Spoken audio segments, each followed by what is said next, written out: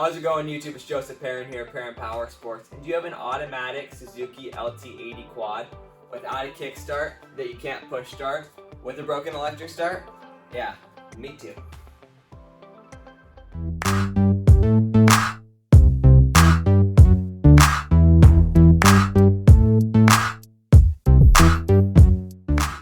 Alright, so if you go to start your quad and nothing happens or it just clicks, the most common problem with these things is going to be your battery. This is super easy to check. All you have to do is take off the seat here and hook a voltmeter up to it. They should read over 12 volts, but if not, you can throw a battery charger on it overnight.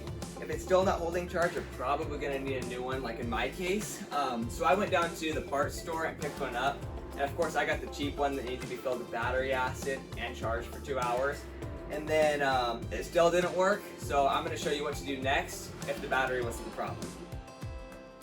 So if you finish installing your battery and it still doesn't work, what you're going to want to do is remove these 4 bolts, the 3 bolts on either side of your fender, and then the bolt under your battery. Once you do that, we're going to pull off this plastic here, and we're going to look at our whole entire electrical system to make sure no wires are broken and no parts look messed up or out of place.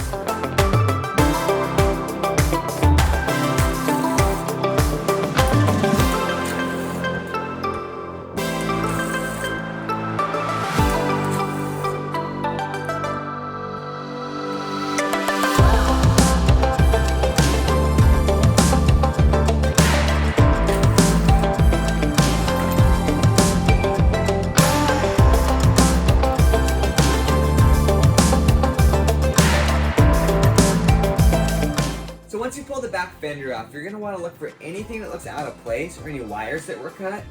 In my case, a rat actually ate through one of these wires here.